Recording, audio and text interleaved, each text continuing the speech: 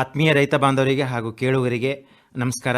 ರೈತ ಬಾಂಧವರೇ, ಇವತ್ತು ನಮ್ಮ ಕೃಷಿ ರಂಗ ಕಿಸಾನ್ವಾಣಿ ಕಾರ್ಯಕ್ರಮದಲ್ಲಿ ಶಿವಮೊಗ್ಗ ಜಿಲ್ಲಾ ತೋಟಗಾರಿಕೆ ಜಂಟಿ ನಿರ್ದೇಶಕರಾದ ಡಾಕ್ಟರ್ ಎ ಬಿ ಸಂಜಯ್ ಅವರು ಇದ್ದಾರೆ. ಇವತ್ತು ನಮ್ಮ ಜೊತೆ ಈ ತೋಟಗಾರಿಕೆ ಇಲಾಖೆಯಿಂದ ದೊರೆಯುವ ಸೌಲಭ್ಯಗಳ ಕುರಿತು ಮಾಹಿತಿ ಮಾಡಿಕೊಡ್ಲಿಕ್ಕಿದ್ದಾರೆ. ಪ್ರಥಮವಾಗಿ ಭದ್ರಾವತಿ ಶಿವಮೊಗ್ಗ FM ಆಕಾಶವಾಣಿ ಕೇಂದ್ರದಿಂದ ತಮಗೆ ಸ್ವಾಗತ ಕೋರುತ್ತಾ ನಮಸ್ಕಾರ ಸರ್. ಸರ್ ನಮಸ್ಕಾರ ಸರ್. ಹೇಳಿ ಸರ್, ಈಗ ತೋಟಗಾರಿಕೆ ಇಲಾಖೆಯಿಂದ ಸಾಮಾನ್ಯವಾಗಿ ನಮ್ಮ ರೈತ ಬಾಂಧವರಿಗೆ ದೊರೆತಕ್ಕಂಥ ಸವಲತ್ತುಗಳ ಕುರಿತು ಕಿರುಪರಿಚಯದೊಂದಿಗೆ. ಎಲ್ಲ ರೈತ ಬಾಂಧವರಿಗೆ ಶ್ರೋತೃಗಳಿಗೆ ನಮಸ್ಕಾರ. ಈ ಒಂದು ಅವಕಾಶ ಮಾಡಿಕೊಟ್ಟಂತಹ ಭದ್ರಾವತಿ ಆಕಾಶವಾಣಿಗೂ ಕೂಡ ನಾನು ಧನ್ಯವಾದಗಳನ್ನು ಹೇಳ್ತಾ, ನಮ್ಮ ಜಿಲ್ಲೆಯಲ್ಲಿ ತೋಟಗಾರಿಕೆ ಇಲಾಖೆ ವತಿಯಿಂದ ಸಾಕಷ್ಟು ಹಲವಾರು ಅಭಿವೃದ್ಧಿ ಕಾಮಗಾರಿಗಳು ಅಥವಾ ಯೋಜನೆಗಳನ್ನು ನಾವು ಅನುಷ್ಠಾನ ಮಾಡ್ತಾ ಇದ್ದೀವಿ. ಪ್ರಮುಖವಾಗಿ ನಮ್ಮ ಜಿಲ್ಲೆಯಲ್ಲಿ ಅಡಿಕೆ ಒಂದು ವಾಣಿಜ್ಯ ಬೆಳೆ ಆಗಿರ್ತದೆ. ಅದರ ಜೊತೆಯಲ್ಲಿ ಸಾಕಷ್ಟು ಇತರೆ ತೋಟಗಾರಿಕೆ ಬೆಳೆಗಳಾದಂತಹ ಕಾಳುಮೆಣಸು ಆಗಿರ್ಬೋದು, ಅನಾನಸ್ ಆಗಿರ್ಬೋದು, ಶುಂಠಿ ಆಗಿರ್ಬೋದು, ಇತರೆ ಹಣ್ಣು ಮಾವು ಆಗಿರ್ಬೋದು, ಈ ರೀತಿ ಬೇರೆ ಬೇರೆ ಜಾತಿಯ ಒಂದು ತೋಟಗಾರಿಕೆ ಬೆಳೆಗಳನ್ನು ನಮ್ಮ ಜಿಲ್ಲೆಯಾದ್ಯಂತ ರೈತರು ಕೃಷಿ ಮಾಡ್ಕೊಳ್ತಾ ಬಂದಿದ್ದಾರೆ. ನಮ್ಮ ಜಿಲ್ಲೆಯಲ್ಲಿರುವಂತಹ ತೋಟಗಾರಿಕೆ ಬೆಳೆಗಳ ವ್ಯಾಪ್ತಿಯಲ್ಲಿ ಸುಮಾರು 85-90 ಭಾಗದಷ್ಟು ಪ್ರಮುಖವಾಗಿ ಅಡಿಕೆ ಬೆಳೆ ಆವರಿಸಿರೋದ್ರಿಂದ ನಾವು ಹೆಚ್ಚು ಈ ಒಂದು ಅಡಿಕೆ ಬೆಳೆಗೆ ಒತ್ತು ಕೊಟ್ಟು ವಿವಿಧ ತೋಟಗಾರಿಕೆ ಇಲಾಖೆಯ ಕಾರ್ಯಕ್ರಮಗಳನ್ನು ನಾವು ಅನುಷ್ಠಾನ ಮಾಡ್ತಾ ಇದ್ದೀವಿ.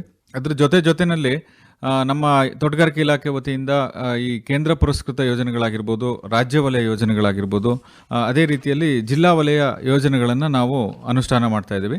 ಪ್ರಮುಖ ಕೇಂದ್ರ ನೆರವಿನ ಯೋಜನೆಗಳಾದಂತಹ ರಾಷ್ಟ್ರೀಯ ತೋಟಗಾರಿಕಾ ಮಿಷನ್ ಯೋಜನೆ, ಪ್ರಧಾನಮಂತ್ರಿ ಕೃಷಿ ಸಿಂಚಾಯಿ ಯೋಜನೆ, ರಾಷ್ಟ್ರೀಯ ಕೃಷಿ ವಿಕಾಸ ಯೋಜನೆ ಮತ್ತು ತೋಟಗಾರಿಕೆಯಲ್ಲಿ ಯಾಂತ್ರೀಕರಣ ಯೋಜನೆ, ಇವು ಪ್ರಮುಖವಾದಂತಹ ಕೇಂದ್ರ ನೆರವಿನ ಯೋಜನೆಗಳು. ಅದರ ಜೊತೆಯಲ್ಲಿ ರಾಜ್ಯ ವಲಯ ಯೋಜನೆಗಳು ಪ್ರಮುಖವಾಗಿ ಸಮಗ್ರ ತೋಟಗಾರಿಕಾ ಅಭಿವೃದ್ಧಿ ಯೋಜನೆ ಮತ್ತು ತೋಟಗಾರಿಕೆ ಬೆಳೆಗಳ ಕೀಟ ಮತ್ತು ರೋಗ ಸಮಗ್ರ ನಿಯಂತ್ರಣ ಯೋಜನೆ, ಜೊತೆಯಲ್ಲಿ ಮಧುವನ ಮತ್ತು ಜೇನು ಸಾಕಣೆ ಅಭಿವೃದ್ಧಿ ಯೋಜನೆ ರಾಜ್ಯ ವಲಯ ಯೋಜನೆಗಳಾಗಿರ್ತದೆ.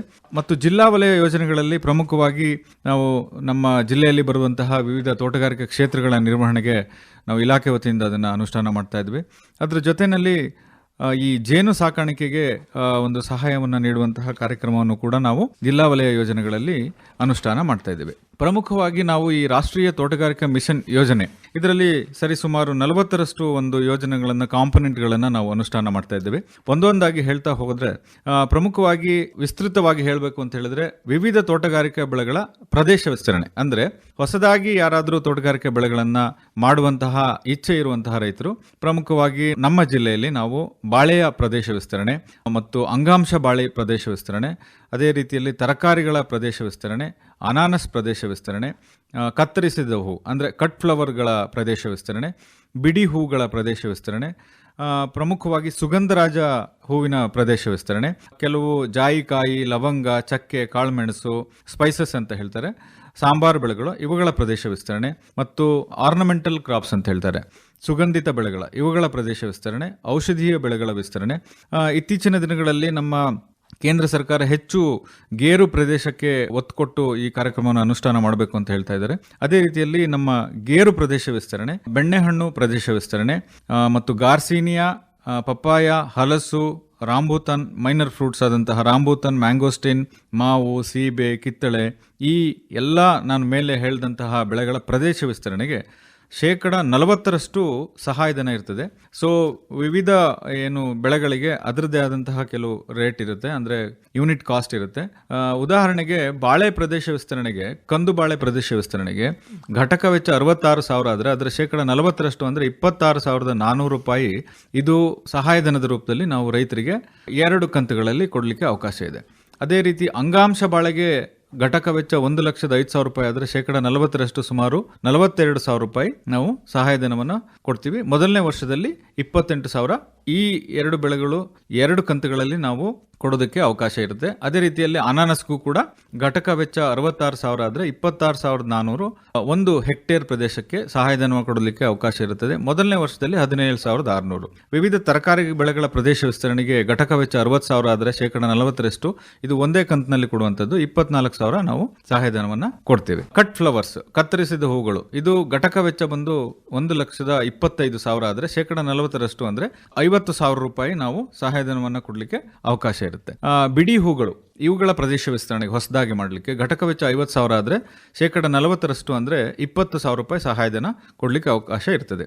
ಅದೇ ರೀತಿಯಲ್ಲಿ ಪ್ರಮುಖವಾಗಿ ನಾವು ಗೇರು ಬೆಳೆ ಪ್ರದೇಶ ವಿಸ್ತರಣೆಗೆ ಘಟಕ ವೆಚ್ಚ 45,000 ಆದರೆ ಅದರ 40% ಅಂದರೆ 18,000 ರೂಪಾಯಿ ಘಟಕ ವೆಚ್ಚಕ್ಕೆ ಸಹಾಯಧನ ಕೊಟ್ಟರೆ ಮೊದಲನೇ ವರ್ಷದಲ್ಲಿ 12,000. ಇದು ಕೂಡ 2 ಕಂತಲ್ಲಿ ಕೊಡುವಂಥದ್ದು. ಗೇರು ಆಗಲಿ, ಬೆಣ್ಣೆಹಣ್ಣು, ಗಾರ್ಸಿನಿಯಾ, ಪಪ್ಪಾಯ, ಹಲಸು, ರಾಂಬುತಾನ್ ಮತ್ತು ಮ್ಯಾಂಗೋಸ್ಟಿನ್, ಮಾವು, ಸೀಬೆ, ಕಿತ್ತಳೆ ಇವೆಲ್ಲ 2 ಕಂತುಗಳಲ್ಲಿ 40% ಸಹಾಯಧನ ಕೊಡಲಿಕ್ಕೆ ಅವಕಾಶ ಇರ್ತದೆ. ಇದು ಘಟಕವಾರು ನಾನು ಹೇಳಲಿಕ್ಕೆ ಹೋದ್ರೆ ಸಾಕಷ್ಟು ಸಮಯ ಬೇಕಾಗ್ತದೆ. ತಾವು ಸಮೀಪದ ತೋಟಗಾರಿಕೆ ಇಲಾಖೆ ಅಧಿಕಾರಿಗಳನ್ನ ತಾಲೂಕು ಮಟ್ಟದಲ್ಲಿದೆ ಮತ್ತು ಹೋಬಳಿ ಮಟ್ಟದಲ್ಲಿ ರೈತ ಸಂಪರ್ಕ ಕೇಂದ್ರದಲ್ಲಿ ನಮ್ಮ ಸಹಾಯಕ ತೋಟಗಾರಿಕಾ ಅಧಿಕಾರಿಗಳು ಲಭ್ಯ ಇರ್ತಾರೆ, ಅವರನ್ನ ಸಂಪರ್ಕಿಸಬಹುದು. ಪ್ರಮುಖವಾಗಿ ನಮ್ಮ ಜಿಲ್ಲೆಯಲ್ಲಿ ಈ ಸೊರಬ ಮತ್ತು ಶಿಕಾರಿಪುರ ಭಾಗದಲ್ಲಿ ಹೆಚ್ಚಾಗಿ ಮಾವು ಒಂದು ಬೆಳೆಯನ್ನು ನಾವು ನೋಡ್ಲಿಕ್ಕೆ ಸಿಗ್ತದೆ. ಇದರ ಹಳೆಯ ಮಾವಿನ ತೋಟಗಳ ಪುನಶ್ಚೇತನಕ್ಕೂ ಕೂಡ ನಾವು ಅವಕಾಶವನ್ನ ನಾವು ಈ ರಾಷ್ಟ್ರೀಯ ತೋಟಗಾರಿಕೆ ಮಿಷನ್ ಅಲ್ಲಿ ಮಾಡಿಕೊಳ್ಳಲಾಗ್ತದೆ. ಇದರ ಘಟಕ ವೆಚ್ಚ 36,000 ಆದರೆ ಇದರ 50% ನಾವು ಅಂದರೆ 24,000 ರೂಪಾಯಿ 1 ಹೆಕ್ಟೇರ್ ಪ್ರದೇಶಕ್ಕೆ ಸಹಾಯಧನ ಕೊಡಲಿಕ್ಕೆ ಹಳೆಯ ಮಾವು ತೋಟಗಳ ಪುನಶ್ಚೇತನ ಕಾರ್ಯಕ್ರಮ ಇದಕ್ಕೂ ಕೂಡ ನಾವು ಸಹಾಯಧನ ಕೊಡ್ತೇವೆ. ಮತ್ತು ಕೃಷಿ ಹೊಂಡ ಇದು 28/27/3 ಇದರ ಘಟಕ ವೆಚ್ಚ 1,80,000 ಆದರೆ 50% ಅಂದರೆ 90,000 ರೂಪಾಯಿ ಸಹಾಯಧನ ಕೊಡಲಿಕ್ಕೆ ಅವಕಾಶ ಇರ್ತದೆ. ಮತ್ತು ಇತ್ತೀಚಿನ ದಿನಗಳಲ್ಲಿ ತಾವು ನೋಡಿರ್ಬೋದು, ಸಂರಕ್ಷಿತ ಬೇಸಾಯ ಅಂದರೆ ಪಾಲಿ ಮನೆಗಳಲ್ಲಿ ಹೆಚ್ಚು ಬೆಲೆ ಬಾಳುವಂತಹ ಒಂದು ತೋಟಗಾರಿಕಾ ಬೆಳೆಗಳನ್ನು ಬೆಳೆಯುವಂತಹ ಒಂದು, ಉದಾಹರಣೆಗೆ ಹೈಬ್ರಿಡ್ ಕ್ಯಾಪ್ಸಿಕಮ್ ಆಗಿರ್ಬೋದು, ಕಲರ್ ಕ್ಯಾಪ್ಸಿಕಮ್ ಆಗಿರ್ಬೋದು, ಈಗ ಮತ್ತೆ ವಿವಿಧ ಹೂ ಬೆಳೆಗಳು, ಕ್ರೈಸಾಂಥಿಮಮ್ ಆಗಿರ್ಬೋದು, ಈ ರೀತಿಯ ಚೈನಾ ಎಸ್ಟರ್, ವಿವಿಧ ಹೈಬ್ರಿಡ್ ಹೂವಿನ ಬೆಳೆಗಳನ್ನು ಕೂಡ ಈಗ ಸಂರಕ್ಷಿತ ಬೇಸಾಯ ಪದ್ಧತಿಯಲ್ಲಿ ರೈತರು ಬೆಳೀತಾ ಇದ್ದಾರೆ. ಈ ಸಂರಕ್ಷಿತ ಬೇಸಾಯ ಪದ್ಧತಿಯನ್ನ ಉತ್ತೇಜಿಸುವ ಸಲುವಾಗಿ ನಾವು ರಾಷ್ಟ್ರೀಯ ತೋಟಗಾರಿಕಾ ಮಿಷನ್ ಅಡಿಯಲ್ಲಿ ಇದಕ್ಕೂ ಕೂಡ 50% ಸಹಾಯಧನ ಕೊಡಲಿಕ್ಕೆ ನಮಗೆ ಅವಕಾಶ ಇರ್ತದೆ. ಈಗ ತಾವು ಹೇಳಿದಿರಿ ಸರ್, ಇಷ್ಟೊತ್ತಿನಾಗೆ ಬೇರೆ ಬೇರೆ ಬೆಳೆಗಳನ್ನ ತಂದ್ರೆ ಈಗ ರಾಂಬುತಾನ್ ಆಗಿರ್ಲಿ, ಸುಗಂಧರಾಜ್ ಆಗಿರ್ಲಿ, ಆಮೇಲೆ ಬೇರೆ ಗೇರು, ಬೆಣ್ಣೆಹಣ್ಣು ಇದೆಲ್ಲ ಹೇಳಿದಿರಿ. ಈಗ ನಮ್ಮ ಸಾಂಪ್ರದಾಯಿಕ ಬೆಳೆಯಾದ ತೆಂಗಿಗೆ ಬಂದರೆ ತೆಂಗಿನ ಒಂದು ತೋಟಗಳ ಪುನಶ್ಚೇತನಕ್ಕೆ ಅಥವಾ ಮತ್ತೆ ಹೊಸದಾಗಿ ಏನಾದರೂ ಮಾಡೋರಿಗೆ ಅವಕಾಶ ಇದೆಯಾ? ಈ ಒಂದು ಖಂಡಿತವಾಗೂ ತಾವು ಕೇಳಿದ ಹಾಗೆ ತೆಂಗು ಸಾಂಪ್ರದಾಯಿಕ ಬೆಳೆ ಮತ್ತು ಇತ್ತೀಚಿನ ದಿನಗಳಲ್ಲಿ ತೆಂಗನ್ನು ಬೆಳಿಲಿಕ್ಕೆ ರೈತರಲ್ಲಿ ಆಸಕ್ತಿ ತುಂಬ ಕಡಿಮೆ ಆಗಿರ್ತದೆ. ಬಟ್ ಅದನ್ನು ಉತ್ತೇಜನ ಮಾಡೋಕ್ಕೆ ನಮ್ಮ ಕೋಕೋನಟ್ ಡೆವಲಪ್ಮೆಂಟ್ ಬೋರ್ಡಿಂದ ಹಲವಾರು ಕಾರ್ಯಕ್ರಮಗಳನ್ನು ಅನುಷ್ಠಾನ ಮಾಡ್ತಾ ಇದ್ದೀವಿ. ಈ ಹೊಸ ಪ್ರದೇಶ ವಿಸ್ತರಣೆಗೆ ನಮಗೆ ಈ ರಾಷ್ಟ್ರೀಯ ಉದ್ಯೋಗ ಖಾತ್ರಿ ಯೋಜನೆ, ಈಗ ಅದನ್ನ VBG ರಾಮ್ಜಿ ಅಂತ ಹೇಳ್ಬಿಟ್ಟು ನಾಮಕರಣ ಮಾಡಿದ್ದಾರೆ. ಸೊ ಆ ಯೋಜನೆಯಲ್ಲಿ ಹೊಸ ತೋಟಗಳ ನಿರ್ಮಾಣ ಮಾಡೋದಕ್ಕೆ ನಾವು ಅವಕಾಶವನ್ನ ಮಾಡಿಕೊಡ್ತೀವಿ. ಈ ಸಂರಕ್ಷಿತ ಬೇಸಾಯ ನಾನು ಏನು ಹೇಳ್ತಾ ಇದ್ದೆ, ಅದರಲ್ಲಿ ಪಾಲಿ ಮನೆಯನ್ನ ನಿರ್ಮಾಣ ಮಾಡೋದಕ್ಕೂ ಸಹಾಯಧನ ಇದೆ. ಅದ್ರ ಜೊತೆಗೆ ಆ ಒಳಗಡೆ ಏನು ಬೆಳೆಗಳನ್ನು ಹಾಕ್ತಾರೆ ಅದಕ್ಕೂ ಕೂಡ ಸಹಾಯಧನವನ್ನು ಕೊಡಲಿಕ್ಕೆ ಅವಕಾಶ ಇದೆ. ಇದ್ರ ಜೊತೆಗೆ ಸಂರಕ್ಷಿತ ಬೇಸಾಯ ಪದ್ಧತಿಯಲ್ಲಿ ಇನ್ನೊಂದು, ನಾವು ನೆರಳು ಪರದೆಯಲ್ಲಿ ವಿವಿಧ ತೋಟಗಾರಿಕಾ ಬೆಳೆಗಳನ್ನು ಬೆಳಿಬಹುದು. ಇದಕ್ಕೂ ಕೂಡ ನಾವು 50% ಸಹಾಯಧನವನ್ನು ಕೊಡಲಿಕ್ಕೆ ಘಟಕ ನಿರ್ಮಾಣ ಮತ್ತು ಒಳಗೆ ಹಾಕುವಂತಹ ಬೆಳೆಗೂ ಕೂಡ ಇದು ಮಾಡ್ತೇವೆ. ಮತ್ತೆ ಈ ರಾಷ್ಟ್ರೀಯ ತೋಟಗಾರಿಕಾ ಮಿಷನ್ ಯೋಜನೆಯಲ್ಲಿ ಈ ಸಮಗ್ರ ಪೀಡೆ ಮತ್ತು ರೋಗಗಳ ನಿರ್ವಹಣೆ ಮತ್ತು ಪೋಷಕಾಂಶಗಳ ನಿರ್ವಹಣೆ, integrated nutrient management, integrated pest management ಅನ್ನುವಂತ ಒಂದು ಘಟಕ ಇದೆ. ಇದರಲ್ಲೂ ಕೂಡ ಒಂದು ರಾಜ್ಯ ವಲಯದ ಅಥವಾ ಎಲ್ಲ ರಾಷ್ಟ್ರೀಯ ತೋಟಗಾರಿಕಾ ಮಿಷನ್ ಯೋಜನೆ, ಇದು ಕೇಂದ್ರ ಪುರಸ್ಕೃತ ಯೋಜನೆ. ಇದಕ್ಕೂ ಕೂಡ ಘಟಕ ವೆಚ್ಚ 1 ಹೆಕ್ಟೇರ್ಗೆ 1,500 ರೂಪಾಯಿ ಅಂದ್ರೆ 30% ಸಹಾಯಧನವನ್ನ ಸಮಗ್ರ ಪೀಡೆ ಮತ್ತು ಪೋಷಕಾಂಶಗಳ ನಿರ್ವಹಣೆಗೆ ಇದನ್ನ ಸಹಾಯಧನವನ್ನು ಕೊಡಲಿಕ್ಕೆ ಅವಕಾಶ ಇದೆ. ಇದನ್ನು ಪ್ರಮುಖವಾಗಿ ನಮ್ಮ ಜಿಲ್ಲೆಯಲ್ಲಿ ಏನು ಅಡಿಕೆಯಲ್ಲಿ ಬರುವಂತಹ ಎಲೆ ಚುಕ್ಕಿ ರೋಗದ ನಿರ್ವಹಣೆಗೆ ನಾವು ಇದರಲ್ಲಿ ಬರುವಂತಹ ಅನುದಾನವನ್ನ ಉಪಯೋಗಿಸಲಿಕ್ಕೆ ಅವಕಾಶ ಇರ್ತದೆ. ಅದರ ಜೊತೆಯಲ್ಲಿ ಸಂರಕ್ಷಿತ ಬೇಸಾಯ ಪದ್ಧತಿಯಲ್ಲಿ ಈಗ ಮಲ್ಚಿಂಗ್ ಅನ್ನುವಂತಹ ಒಂದು ತಂತ್ರಜ್ಞಾನ ಇದೆ. ಅಂದ್ರೆ ಒಂದು ಕಡಿಮೆ ನೀರಿನಲ್ಲಿ ಮತ್ತು ಯಾವುದೇ ರೀತಿಯ ಒಂದು ಕಳೆಗಳ ಇದಕ್ಕೆ ಬೆಳವಣಿಗೆಗೆ ಅವಕಾಶ ಕೊಡದಲೇನೆ ಮಲ್ಚಿಂಗ್ ಮಾಡುವಂಥ ಒಂದು ಪ್ರಾಕ್ಟೀಸ್ ಇದೆ. ಆ ಪದ್ಧತಿಯನ್ನು ಅಳವಡಿಸಿ ಆ ಪ್ಲಾಸ್ಟಿಕ್ ಹಾಕಲಿಕ್ಕೂ ಕೂಡ ನಾವು ಸಹಾಯಧನವನ್ನು ಕೊಡ್ತೇವೆ. ಈಗ ಇತ್ತೀಚಿನ ದಿನಗಳಲ್ಲಿ ಈ ಮಾನವ ಅವಲಂಬಿತ ಕೃಷಿ ತುಂಬ ಕಡಿಮೆ ಆಗ್ತಾ ಇದೆ.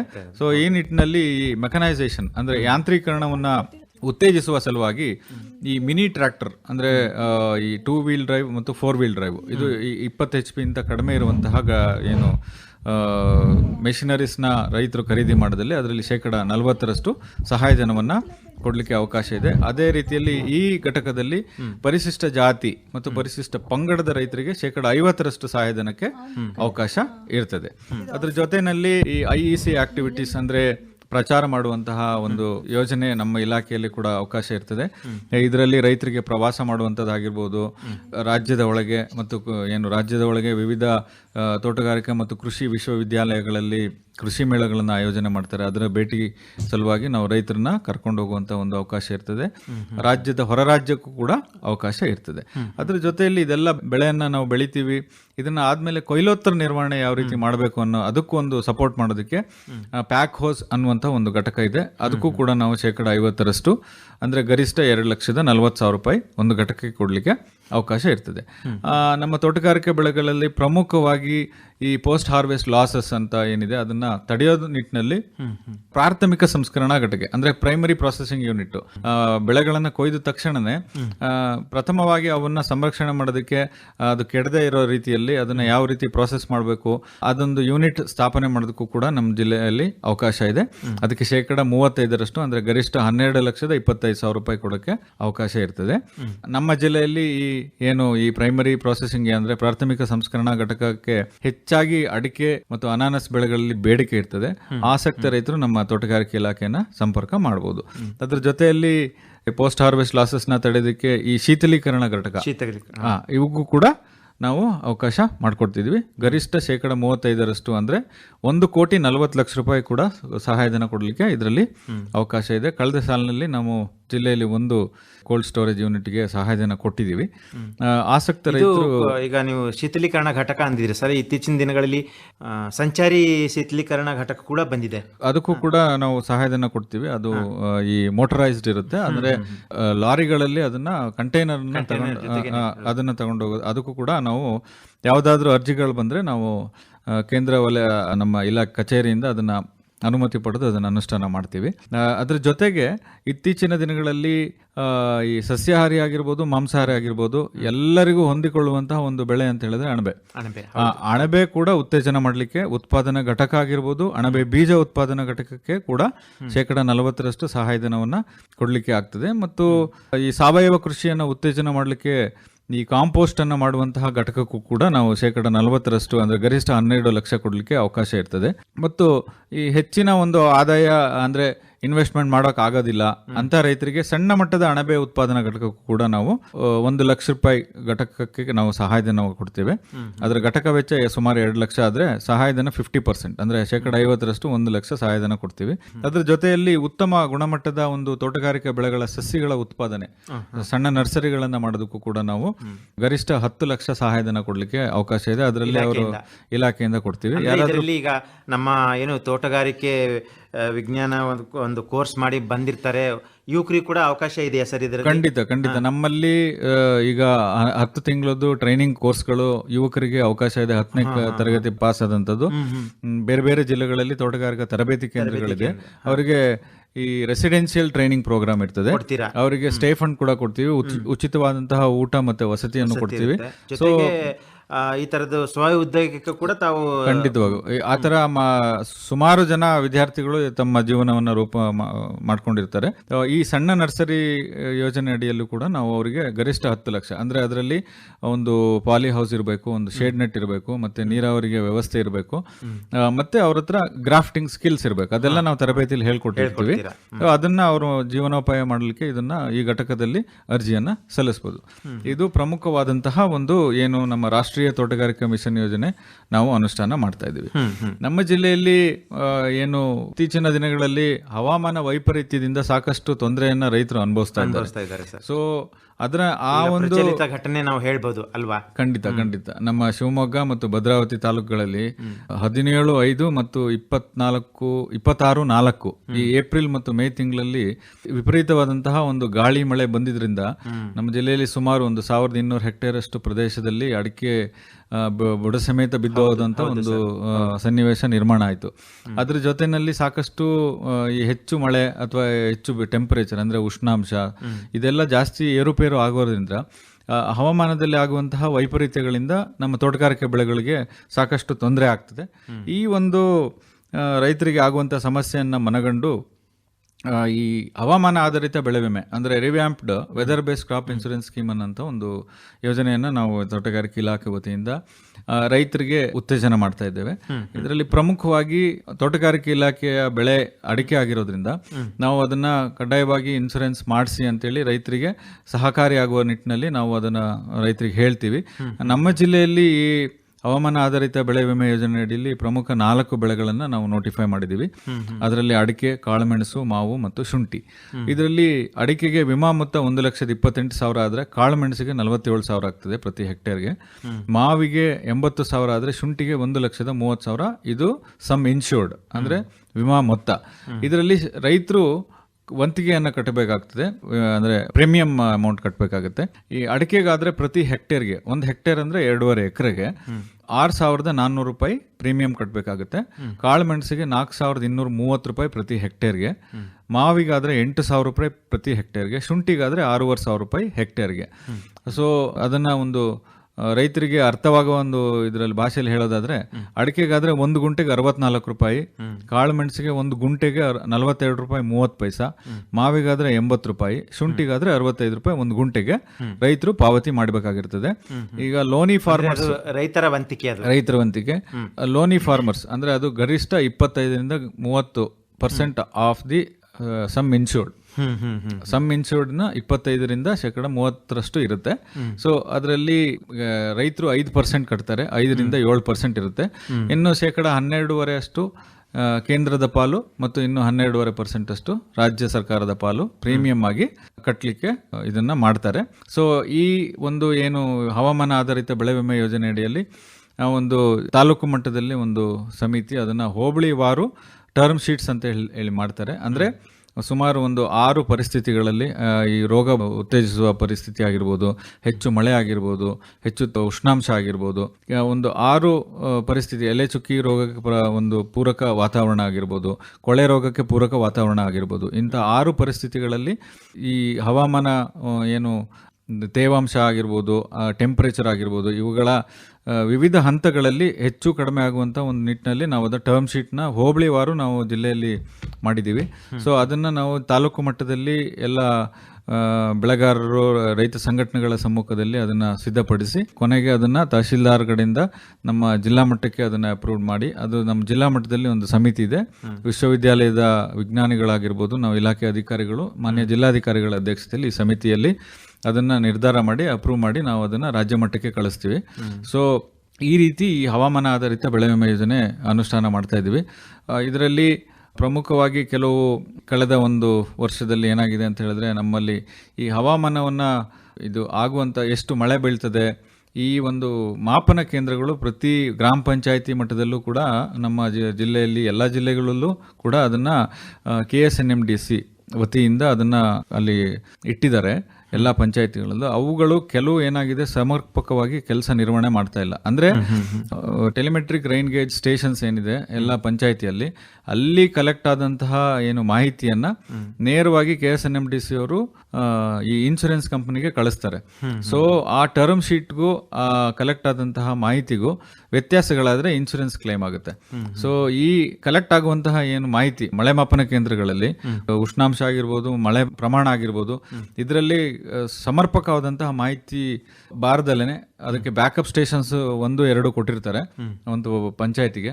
ಅವುಗಳಲ್ಲೂ ಕೂಡ ಕೆಲವು ಲೋಪಗಳಾಗಿದ್ದು, ಸೊ ಈ ಮಾಹಿತಿಯನ್ನು ಕ್ರೋಢೀಕರಿಸುವ ಒಂದು ಹಂತದಲ್ಲಿ ಸಾಕಷ್ಟು ತೊಂದರೆಗಳಿರೋದ್ರಿಂದ ಕೆಲವು ಮಲೆನಾಡು ತಾಲೂಕುಗಳಲ್ಲಿ ರೈತರಿಗೆ ಈ ಇನ್ಶೂರೆನ್ಸ್ ಕ್ಲೇಮ್ ಆಗೋದ್ರಲ್ಲಿ ಕೆಲವು ತೊಂದರೆಗಳಾಗಿರುತ್ತೆ. ಈ ನಿಟ್ಟಿನಲ್ಲಿ ನಾವು ಮಾನ್ಯ ಜಿಲ್ಲಾ ಉಸ್ತುವಾರಿ ಸಚಿವರು, ಮಾನ್ಯ ಜಿಲ್ಲೆಯ ಸಂಸದರು, ಇವರೆಲ್ಲರೂ ಕೂಡ ನಮ್ಮ ಮಾನ್ಯ ಜಿಲ್ಲಾಧಿಕಾರಿಗಳ ಅಧ್ಯಕ್ಷತೆಯಲ್ಲಿ ಸಾಕಷ್ಟು ಸಭೆಗಳನ್ನು ಮಾಡಿ ಈ ಬಗ್ಗೆ ನಾವು ರಾಜ್ಯ ಸರ್ಕಾರಕ್ಕೂ ಕೂಡ ಸಾಕಷ್ಟು ಬಾರಿ ಪತ್ರ ವ್ಯವಹಾರ ಮಾಡಿ ಇದನ್ನು ಸರಿಪಡಿಸಬೇಕು ಅಂತೇಳಿ ಹೇಳೋ ಸಂದರ್ಭದಲ್ಲಿ ಈಗ 80% ಮಳೆ ಮಾಪನ ಕೇಂದ್ರಗಳನ್ನು ಸರಿಪಡಿಸಿರ್ತಾರೆ.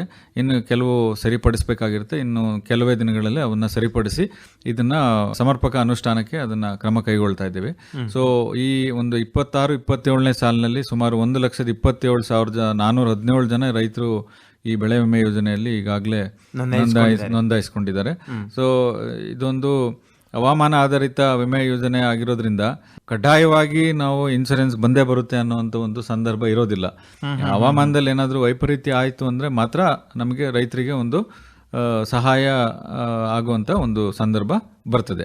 ಹೆಚ್ಚಿನ ಮಾಹಿತಿ ಪಡೆಯುವುದಾದಲ್ಲಿ ನಮ್ಮ ಎಲ್ಲ ತಾಲೂಕುಗಳಲ್ಲೂ ಹಿರಿಯ ಸಹಾಯಕ ತೋಟಗಾರಿಕಾ ನಿರ್ದೇಶಕರು ಇರ್ತಾರೆ ಮತ್ತು ರೈತ ಸಂಪರ್ಕ ಕೇಂದ್ರ ವ್ಯಾಪ್ತಿಯಲ್ಲಿ ಸಹಾಯಕ ತೋಟಗಾರಿಕಾ ಅಧಿಕಾರಿಗಳು ಇರ್ತಾರೆ. ಅವರನ್ನು ಸಂಪರ್ಕ ಮಾಡ್ಬೋದು. ನನ್ನ ವೈಯಕ್ತಿಕ ನಂಬರನ್ನು ಕೂಡ ನಾನು ಹೇಳಲಿಕ್ಕೆ ಬಯಸ್ತೇನೆ. 944 8 999 216 9448999216 ಇದು ನನ್ನ ಕಚೇರಿ ಅಫಿಷಿಯಲ್ ನಂಬರ್ ಇರ್ತದೆ. ನಿಮ್ಮನ್ನು ಸಂಪರ್ಕಿಸುವುದಾದರೆ ಯಾವ ಸಮಯದಿಂದ ಯಾವ ಸಮಯದವರೆಗೆ ಅಂತ ಹೇಳ್ಬೋದಾ? ನಾವು ಬೆಳಗ್ಗೆ 10 ರಿಂದ 5:30ವರೆಗೂ ಲಭ್ಯ ಇರ್ತೀವಿ. ಖಂಡಿತವಾಗೂ ತಾವು ದೂರವಾಣಿಗೆ ಸಂಪರ್ಕಿಸಬಹುದು. ರೈತ ಬಾಂಧವರೇ ಹಾಗೂ ಕೇಳುಗರೆ, ಡಾಕ್ಟರ್ ಎ ಬಿ ಸಂಜಯ್, ಜಿಲ್ಲಾ ತೋಟಗಾರಿಕಾ ಜಂಟಿ ನಿರ್ದೇಶಕರು, ಶಿವಮೊಗ್ಗ, ಇವರನ್ನು ತಾವು ಸಂಪರ್ಕಿಸುವುದಾದರೆ ಇವರ ದೂರವಾಣಿ ಸಂಖ್ಯೆ ಹೀಗಿದೆ: 9499999216. ಬೆಳಿಗ್ಗೆ 10 ಗಂಟೆಯಿಂದ ಸಂಜೆ 5 ಗಂಟೆ ಒಳಗಾಗಿ ಇವರನ್ನು ಸಂಪರ್ಕಿಸಿ ತೋಟಗಾರಿಕೆ ಇಲಾಖೆ ಯೋಜನೆಗಳ ಕುರಿತು ಅಥವಾ ಏನೇ ತೋಟಗಾರಿಕೆಗೆ ಸಂಬಂಧಪಟ್ಟಿದ್ದ ಯಾವುದೇ ಒಂದು ಮಾಹಿತಿಯನ್ನು ಪಡೆಯಬಹುದು ಅಂತ ಹೇಳುತ್ತಾ, ಡಾಕ್ಟರ್ ಎ ಬಿ ಸಂಜಯ್ ಅವರೇ, ಇದುವರೆಗೆ ತಾವು ಆಕಾಶವಾಣಿ ಭದ್ರಾವತಿ ಶಿವಮೊಗ್ಗ FM ಕೇಂದ್ರಕ್ಕೆ ಬಂದು ತೋಟಗಾರಿಕೆ ಇಲಾಖೆಯಿಂದ ದೊರೆತಕ್ಕಂಥ ಸೌಲಭ್ಯಗಳ ಬಗ್ಗೆ, ಯೋಜನೆಗಳ ಬಗ್ಗೆ ನಮ್ಮ ಕೇಳುಗರಿಗೆ, ರೈತ ಬಾಂಧವರಿಗೆ ತಾವು ತಿಳಿಸ್ಕೊಟ್ಟಿದ್ದೀರಾ. ಭದ್ರಾವತಿ ಆಕಾಶವಾಣಿ ಮತ್ತು ಶಿವಮೊಗ್ಗ FM ಕೇಂದ್ರದಿಂದ ತಮಗೆ ಮತ್ತೊಮ್ಮೆ ಧನ್ಯವಾದ ಹಾಗೂ ನಮಸ್ಕಾರ ಸರ್. ನಮಸ್ಕಾರ ಸರ್, ಥ್ಯಾಂಕ್ ಯು.